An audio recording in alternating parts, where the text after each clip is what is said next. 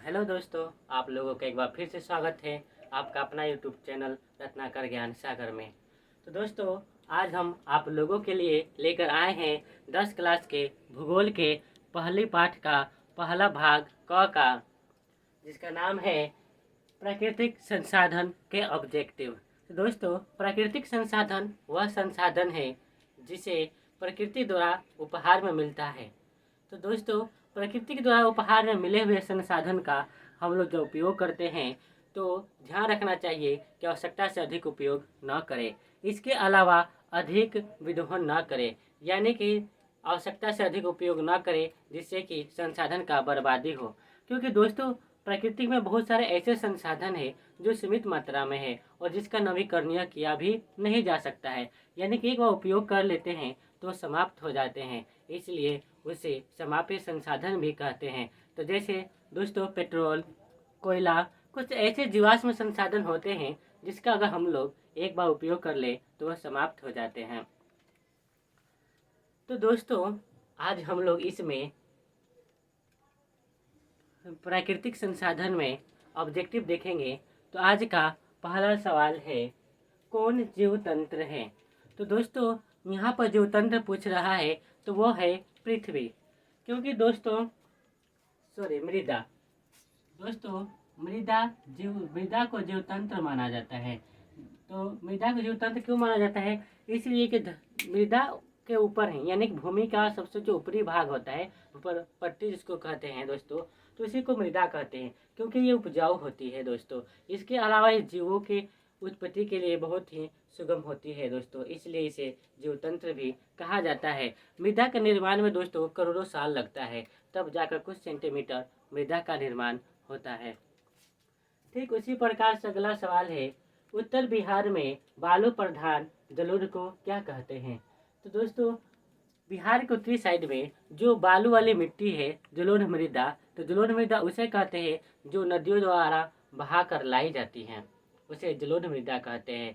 तो दोस्तों, जो बिहार के उत्तर दिशा में यानी कि जो जलोढ़ मृदा है उसको हम लोग कहते हैं दियारा भूमि।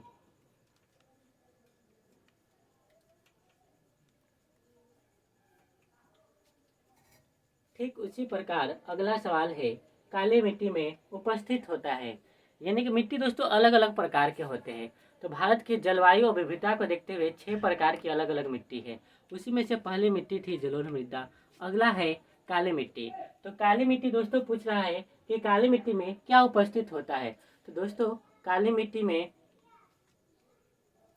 एल्यूमिनियम उपस्थित होता है।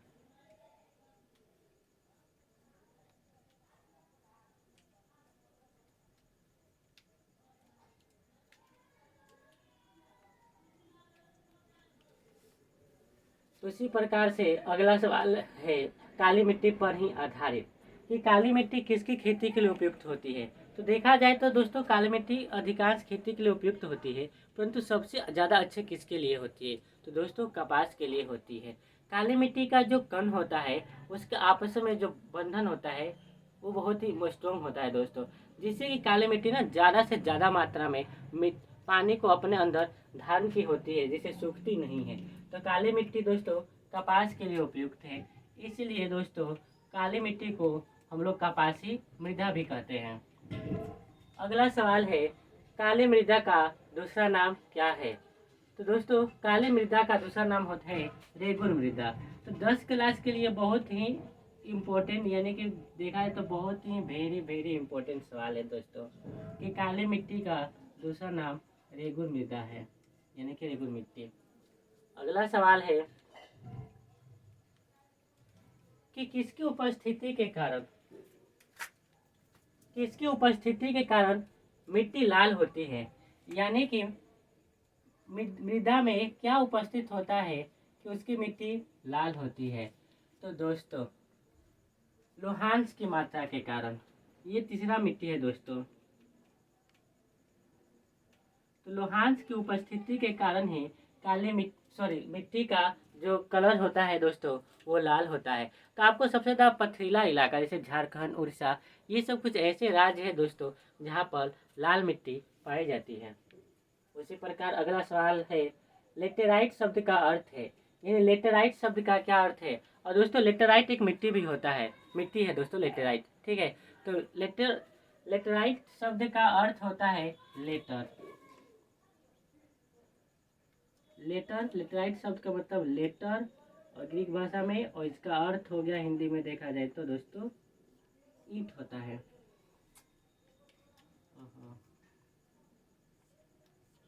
लेटर यानी कि ईंट। अगला सवाल है, लेटेराइट मिट्टी में किसकी खेती उपयुक्त होती है।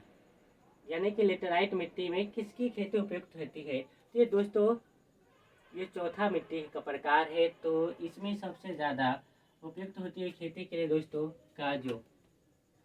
ये मिट्टी दोस्तों कर्नाटक केरल में सबसे ज़्यादा पाई जाती है। अगला सवाल है, मरुस्थलीय मृदा का विस्तार है। तो दोस्तों मरुस्थलीय मृदा आप लोग को पता है कि मरुस्थलीय मृदा वह मृदा है जिसमें दोस्तों जो अनाज नहीं उपजा पाता है, बालू टाइप का होता है दोस्तों। तो ये सबसे ज़्यादा विकसित है आपके राजस्थान में।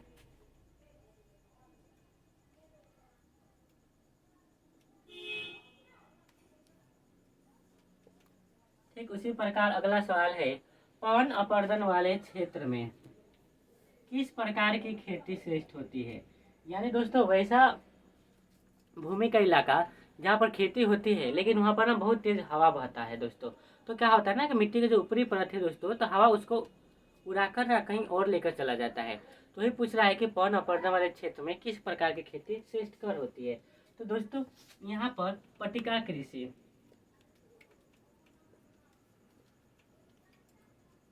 पट्टिका कृषि श्रेष्ठकर होती है। तो पट्टिका कृषि में क्या होता है, तो पट्टिका कृषि में दोस्तों दो फसलों के बीच में ना घास की परत उगाई जाती है, जिससे कि मिट्टी उड़कर यानी मिट्टी का स्थानांतरण नहीं हो पाता है। अगला सवाल है 11 नंबर, पंजाब में भूमि निम्नीकरण का मुख्य कारण क्या है। तो दोस्तों पंजाब में भूमि निम्नीकरण, तो भूमि निम्नीकरण क्या है। तो भूमि निम्नीकरण का मतलब हो गया दोस्तों कि जगह हम लोग ना ज़्यादा सिंचाई करते हैं खेत में, तो लवण की मात्रा ना उपस्थित ज़्यादा हो जाता है दोस्तों। तो इससे फसल को नुकसान होता है। तो वही कह रहा है कि पंजाब में भूमि निम्नीकरण का मुख्य कारण क्या है। तो ये निम्नीकरण तभी होता है दोस्तों जब आवश्यकता से अधिक सिंचाई होता है तब।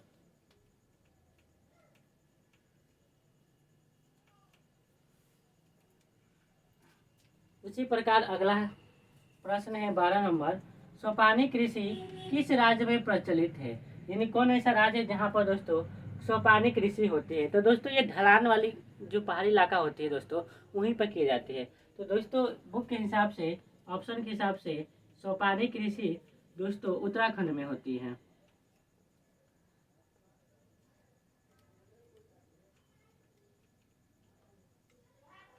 सवाल को आगे बढ़ते हैं, देखते हैं मेढक के प्रजनन को नष्ट करने वाला रसायन कौन सा है।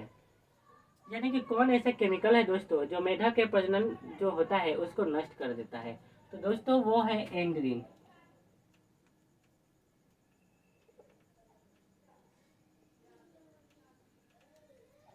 तो एंड्रीन दोस्तों वह रसायन है जिसके कारण मेढक का प्रजनन क्षमता नष्ट हो जाता है।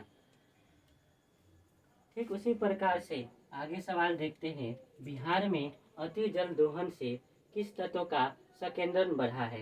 यानी दोस्तों जो बिहार में कह रहा है कि ज़्यादा जल दोहन करने से, आवश्यकता से अधिक उपयोग करने से कौन सा तत्व बढ़ गया है ज़्यादा। तो दोस्तों वो है आर्सेनिक। तो आर्सेनिक से दोस्तों आंत कैंसर यानी पेट से संबंधित बीमारियां होती हैं। आज का दोस्तों अंतिम और आखिरी सवाल है 15 नंबर का, जलोढ़ मृदा कितने प्रकार के होते हैं। तो दोस्तों मैंने शुरुआत में ही आप लोगों को बता दिया था कि भारत में विविधता के आधार पर जलोढ़ मृदा 6 प्रकार के होते हैं।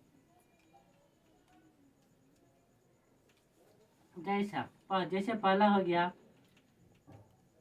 जलोढ़ मृदा, दूसरी हो गई काली मृदा, तीसरी हो गई लेटेराइट मृदा,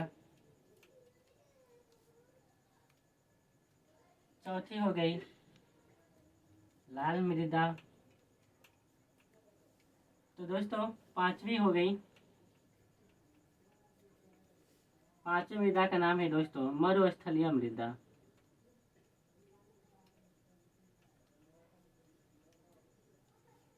और छठा जो मृदा है दोस्तों उसका नाम है पर्वतीय मृदा।